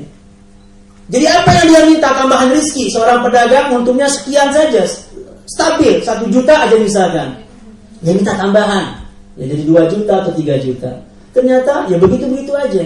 Bukan berarti pula lantas dia langsung bersuudzon Allah mengabulkan doanya. Mungkin Allah kabulkan tapi dalam bentuk yang lain. Apa? Yaitu Allah selamatkan dia dari apa yang tidak dia sukai. Allah selamatkan dia dari kecelakaan, Allah selamatkan dia dari kebakaran, dari ditipu orang dan lain sebagainya. Barangkali itu menjadi buah dan hasil dari doa kita. Jadi kita selama ini setiap harinya keluar dari rumah, berlalu lintas, naik motor, naik mobil, alhamdulillah lancar-lancar saja. Nggak ada gangguan di sana. Barangkali ini pun buah dari doa yang selama ini kita panjatkan kepada Allah Subhanahu wa Ta'ala. Kita mungkin ada yang minta tambahan rezeki, tambahan ini dan itu, tapi tidak diberikan. Tapi diberikan oleh Allah apa? Dengan wujud tadi. Allah selamatkan kita dari kejelekan yang tidak kita inginkan. Dari kecelakaan lalu lintas, dari penyakit yang kalau ternyata itu dibawa ke rumah sakit membutuhkan dana yang besar, mungkin lebih besar dari tambahan rezeki yang dia minta. Ternyata itu pun merupakan bagian dari pengkabulan doa. Jadi intinya doa itu harus senantiasa kita panjatkan. Perkara diterima atau tidak pasti diterima, cuman bentuknya barangkali berbeda-beda. Sebagian doa kita ada yang dikabulkan langsung, ada doa kita yang mungkin dikabulkan dalam bentuk ditangguhkan, ada doa kita yang dikabulkan dalam bentuk diselamatkan kita dari kejelekan-kejelekan yang tidak kita inginkan. Maka dari itu berdoa dan berdoalah.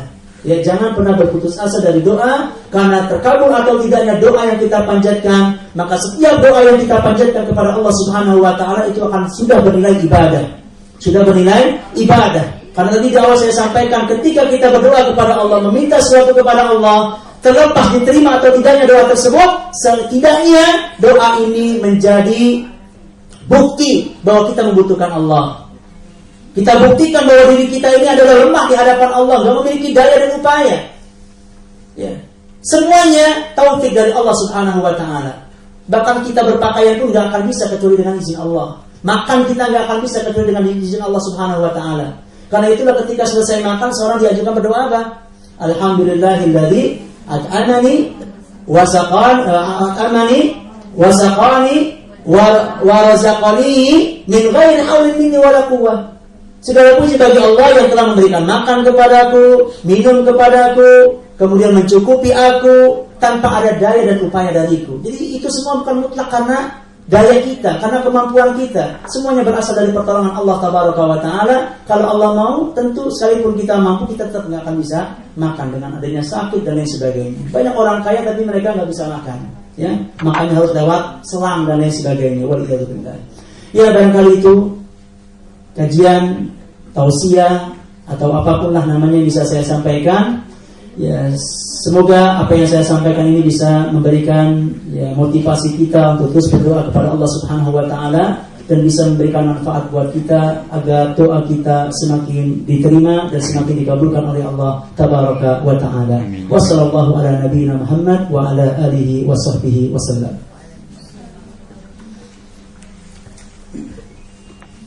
Terima kasih Ustaz, apa yang telah disampaikan semoga bermanfaat buat kita semua.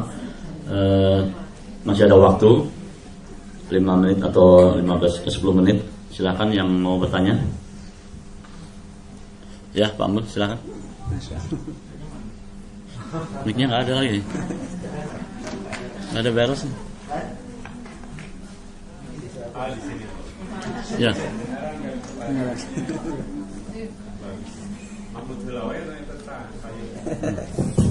Ini Pak ini. Oh itu bisa. Ya.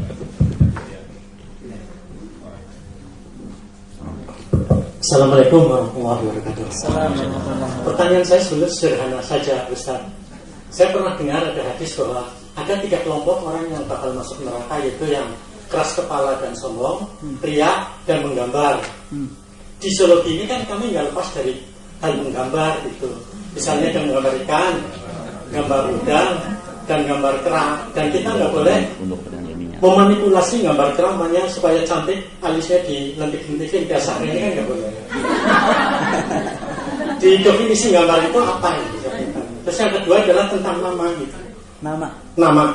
Nama adalah doa dari orang tua ke kita. Betul. Tapi masalahnya di kantor ini ada 4 orang nama yang sama dengan saya gitu. Dan sialnya kalau ada apa-apa yang negatif selalu yang kena saya. Misalnya ada yang debt collector, siapa namanya Pak? Mulyadi. Jadi setelah dimaki-maki debt collector, ternyata Mulyadi senior utang nggak nyaur gitu. Atau saya mendapat surat cinta di loker saya dan ternyata tidak nyaur. Dan kami takutkan kalau ada gadis dari kampung sebelah minta tanggung jawaban kan gawat. Jadi yang ditanyakan di sini, sebaiknya nama apa yang menurut Islam baik? Karena saya pernah dengar bahwa lebih baik menamakan Abdurrahman, Abdullah, atau ada Ahmad dan Muhammad gitu. Dan nggak boleh menggunakan nama dari Asmaul Husna. Tapi terlanjur kalau nama kami tidak sesuai dengan Islam, apakah kami boleh menambah itu? Misalnya Presiden Soeharto kan namanya juga Muhammad Soeharto. Ya, silakan.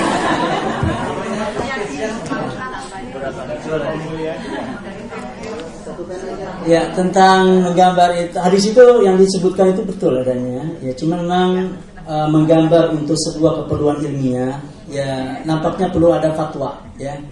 Nantilah, saya belum siap untuk menyampaikan itu. Maksudnya belum membaca secara detail. Ya, mudah-mudahan ada keringanan-keringanan yang diberikan dalam syariat untuk keperluan ilmiah. Termasuk juga diantaranya adalah ya membedah manusia, ya.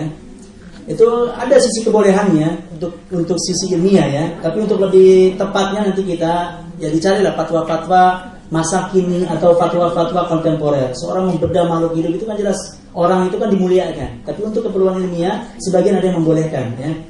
Termasuk diantaranya adalah pembuatan gambar untuk keperluan-keperluan penelitian ilmiah dan lain sebagainya. Ya. Tapi untuk lebih pastinya bisa dilihat dalam fatwa-fatwa kontemporer atau fatwa-fatwa masa kini yang alhamdulillah sudah banyak diterjemahkan di beberapa ya buku-buku. Diantaranya diterbitkan oleh Darul Haq. Itu ada fatwa-fatwa ulama masa kini tentang permasalahan terkait dengan masalah-masalah kontemporer. Kemudian yang kedua, betul kita dianjurkan untuk memilih nama-nama yang baik. Wa afdal asma, dan paling nama yang baik adalah itu tadi, ya, Abdullah dan Abdurrahman. Ini juga hadis Nabi sallallahu alaihi wasallam. Nah, buat kita yang sudah terlanjur memiliki nama dengan bahasa Indonesia, ya nama itu kan tafaul. Kita menginginkan kelak anak ini mudah-mudahan sebagus namanya. Ya, karena mungkin orang kita dulu nggak paham bahasa Arab, ya mengambillah bahasa Jawa misalkan, yang sebenarnya di sana ada simbol-simbol kebaikan seperti Sugiharto atau Sugiharto, ya kan? Ya, Sugi itu kan artinya kaya. Diharapkan anak ini kelak menjadi orang yang kaya tapi dermawan, ya. Pak Mulyadi, diharapkan mungkin bapak orang tuanya nanti ingin menjadi anaknya menjadi mulia, ya, mulia dan mandiri, ya, mulia dan pribadi, Mulyadi. Saya kira ini pun satu nama yang berangkat dari niatan baik. Intinya ada sesuatu yang baik, maka nggak perlu dirubah pun jadi masalah, ya, asalkan memang memiliki konotasi yang baik. Betul, di dalam hadis juga ada beberapa nama yang dianjurkan untuk dirubah. Nama-nama yang memiliki konotasi jelek dianjurkan untuk dirubah. Ya, kalau memang perubahannya itu ya tidak, ya artinya gitu. Misalkan di zaman Nabi ada dulu namanya harb, yang artinya perang. Perang itu kan konotasinya nggak bagus, ya, suka ribut dan lain sebagainya. Ya dirubahlah. Bahkan ada orang namanya ribut kan. Ya kalau bisa. Ada betul di depan teman-teman tidak ada namanya ribut, ya. Ya, ditambahin di depannya Abdullah ribut. Makanya ketika pertama kali dia masuk di bagian manajemen itu ada di papan tulis Abdullah, ditulis Abdullah ribut. Saya tanya, Abdullah ributnya sama siapa ini? Dan yang ini nama orang, Ustaz. Saya kira si guru itu mencatat Abdullah ini sedang ribut sama si fulan. Jadi ini sebenarnya nama-nama yang konotasinya nggak baik. Itu betul, ada anjuran untuk dirubah, ya. Ada orang punya nama seperti itu dianjurkan untuk dirubah. Ya sekarang ini kan kita merubah nama tidak semudah zaman dulu, ya. Harus merubah akte, harus merubah ini dan itu, ya. Apalagi kalau sudah bekerja untuk penggajian, yang sertifikasi, apalagi luas segala macam. Ya biarkan nama itu, dan kita kalau bisa ada alternatif lain, yaitu dengan memakai kunyah. Ya, jadi Bapak bisa memakai alternatif namanya kunyah. Kunyah itu anak pertama. Kunyah itu menyebutkan bahwa kita ini bapaknya dari anak kita. Misalkan saya punya nama Husain, anak saya Husain, maka kunyah saya adalah Abu Husain, ya. Jadi orang nggak menyebut saya Ruslan umpamanya, tapi manggil Abu Husain. Jadi kalau kita nama kita sudah terlanjur nggak bagus, atau sebenarnya bagus cuma tidak berbahasa Arab, ya maka anak kita usahakan anak-anak kita adalah anak-anak yang memiliki nama-nama yang bagus, nama-nama yang indah dari bahasa Arab, memiliki makna mulia. Ya orang itu ketika dia memiliki nama bagus, ya kemudian perbuatannya nggak bagus, ya tentu akan ada perasaan nggak enak. Namanya soleh tapi kelakuannya korupsi atau nggak bagus misalkan, ya dia harusnya malu dengan nama tersebut. Ketika bapaknya memberikan nama soleh, diharapkan menjadi orang soleh, tapi ketika dia berperilaku tidak soleh, ini tentu akan dicoreng namanya sendiri. Ya, jadi seperti itu. Ada alternatif, yaitu dengan memberikan kunyah kepada anak-anak kita dengan anak-anak yang baik. Wallahu a'lam. Silakan yang lain.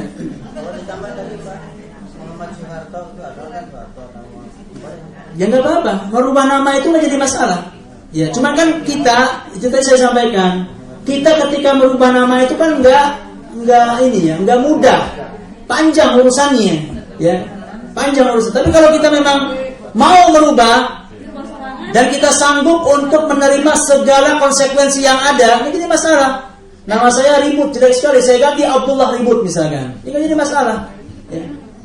Asal tidak memiliki dampak-dampak dalam penggajian dan sebagainya. Jadi dibolehkan, mengganti nama itu dibolehkan. Jadi mengganti nama itu bukan sesuatu yang tabu, apalagi kalau memang nama itu memiliki konotasi yang tidak baik. Nah, Allah. Mungkin tadi ada yang kurang, tadi yang ditanyakan ada nama-nama dari nama-nama Allah gitu. Bagaimana cara mensikapinya? Ya nggak apa-apa. Artinya misalnya namanya Rojak atau namanya Ghafur gitu kan harus di depannya ditambah Abdul. Iya. Oh iya betul, iya betul. Ya, jadi nggak boleh. Bagus. Iya. Iya betul Pak, tadi ya saya lupa. Betul, kita tidak boleh menamakan anak kita dengan nama-nama Allah. Kita namain anak kita Rozak. Kita namain anak kita Ghafur. Kita namain anak kita Rauf. Kita namain Rahim. Kita namain Rahman. Harus ada kalimat Abdun. Harus ada Abdunnya di depan. Abdullah. Jadi Abdullah, Abdul Rauf, Abdul Karim, Abdul Hadi, Abdul seperti itu, harus ada kalimat Abdul. Kemudian ketika kita punya nama Abdul di depan, tidak boleh kalimat setelahnya selain nama Allah. Dulu ada orang namanya Abdul Syams, hambanya matahari. Ini nggak boleh. Namun dia yang hambanya matahari, dia adalah hamba Allah. Maka sang Abdulnya boleh tetap, kalimat Syamsnya yang harus dirubah. Ya, bisa Abdul Rahim, bisa Abdullah, bisa Abdul Ghafur. Ya. Ada orang misalkan punya nama Abdul Qamar, iya.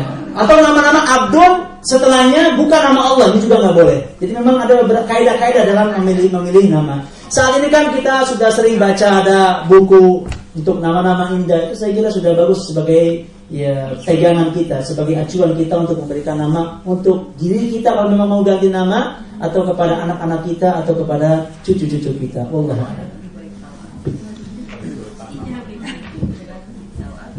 Yang lain? Kalau nggak ada, saya satu lagi. Terakhir. Oh ya, silakan terakhir.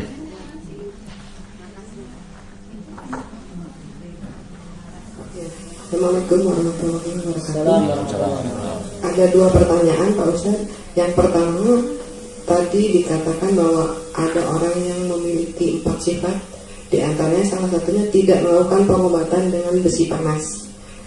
Apakah besi panas itu berbentuk besi besar, atau kalau sekarang kan saya pernah melakukan jarum gitu, dipanaskan dulu untuk mengeluarkan susu atau mau mengeluarkan bisu yang itu apakah tidak dibenarkan atau bagaimana? Terus yang kedua, cara berdoa kepada Allah itu melalui orang soleh. Biasanya kita menganggap bahwa orang soleh itu Pak Haji atau ini, nah kita ke Pak Haji aja minta didoakan gitu. Akhirnya lama-lama kita berpikir bahwa itu orang pintar gitu dong. Ini Pak Ustadz, gimana menurut Pak Ustadz? Terima kasih. Assalamualaikum warahmatullahi wabarakatuh. Ya, jadi secara umum dapat kita pahami kawa atau iktiwa, besi panas adalah besi yang dibakar untuk langsung disentuhkan ya ke bagian tubuh. Betul, itu salah satu ada manfaatnya, tapi di sisi yang lain dia juga menyiksa ya. Makanya tidak boleh pula seorang memberikan tanda pada binatang itu dengan cara ditato ya, tato lewat lempengan besi, itu nggak boleh ya, cukup dicat atau apa. Sebagian orang ada memberikan tanda pada binatang ternaknya dengan ditato besi panas. Ini menyakitkan, ada unsur ta'dzib, memberikan tidak nyaman dan tidak enak kepada tubuh ya. Ya, kalau dalam kasus-kasus kecil seperti jarum, saya kira tidak masuk dalam kategori itu. Apalagi nanti dia berfungsi untuk mensterilkan tadi kan ya. Kemudian juga apalagi kalau kemudian ditunda terlebih dahulu, tidak dalam keadaan panas langsung disentuhkan. Ditunda beberapa saat baru kemudian disentuhkan. Ya harta pun kemudian langsung disentuhkan. Ya mudah-mudahan saya tidak menganggap ini sebagai sebuah iktiwa ya. Karena yang namanya iktiwa itu ya besi dalam keadaan merah seperti itu kemudian diletakkan di bagian tubuh, tentu ini akan ada unsur pembakaran di sana. Sementara kita nggak boleh membakar kecuali adalah roh daripada pembakar. Ya. Ya. Kita dibolehkan untuk membunuh beberapa binatang, tapi cara membunuhnya itu tidak dengan cara dibakar. La yahriku binnar illa rabbun nar. Tidak boleh seorang itu membakar suatu ya makhluk hidup kecuali Allah yang berhak untuk membakarnya. Ya dalam kasus itu saya wallahualam mudah-mudahan tidak merupakan bagian dari kalimat iktiwa, apalagi punya tujuan itu untuk mensterilkan dan lain sebagainya. Kemudian yang kedua, ya lagi-lagi lafaz saleh. Jadi sebenarnya sederhana saja. Ya lafaz saleh itu adalah orang yang memiliki keilmuan, orang yang dari sisi ibadah dan akhlaknya baik, kemudian juga memiliki akidah yang benar dan manhaj yang lurus.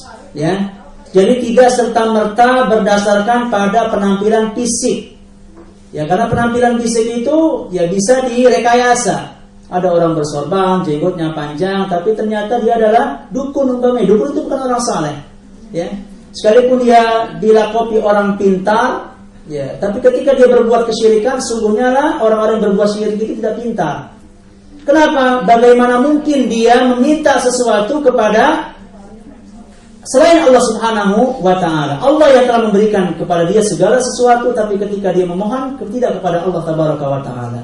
Apakah orang seperti ini pantas dilabeli kalimat pintar? Sungguhnya tidak.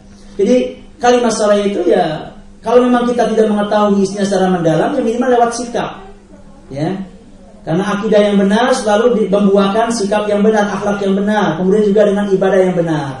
Nah, ibadah yang benar pun ya kita harus juga memiliki kriteria. Karena tidak semua kebaikan itu dianggap baik oleh syariat. Hatta semua kebaikan, seandainya itu tidak dianggap sebagai sebuah kebaikan di dalam syariat, tidak juga kita katakan sebagai sebuah kebaikan. Jadi rambu-rambu ibadah ini pun kita harus sudah punya kuncinya. Oh, dia sekalipun dianggap orang baik, amalan ini tidak sesuai dengan sunnah, kita katakan itu bukan orang baik, itu bukan amalan yang baik, sekalipun orang menganggapnya sebagai sesuatu yang baik. Jadi apa yang kita bisa ketahui dari orang tersebut, itu bisa kita jadikan acuan. Walaupun terlebih dahulu kita sudah harus memiliki apa sebenarnya akidah-akidah yang benar, pemahaman-pemahaman yang benar, akhlak yang benar, ibadah yang benar. Kalau sudah sesuai dengan itu, maka bisa kita labelkan padanya bahwa dia adalah orang yang baik, yang bisa kita datangi untuk kita minta didoakan pada orang tersebut. Ya, dukun itu sebenarnya kan dari ciri-ciri ininya saja sudah terlihat. Ya. Datang, kemudian yang pertama kali tanyakan tanggal lahir. Yang pertama kali tanyakan yang kali diminta adalah telapak tangan. Kemudian dimintain yang aneh-aneh, itu sudah ada indikasi-indikasi bahwa dia adalah dukun dan bukan orang saleh. Ya seperti itu. Wallahu a'lam. Terima kasih. Mungkin karena waktunya sudah tidak mencukupi. Mari kita tutup doa dengan doa kepada Allah Subhanahu wa ta'ala. Assalamualaikum warahmatullahi wabarakatuh. Terima kasih banyak Ustaz.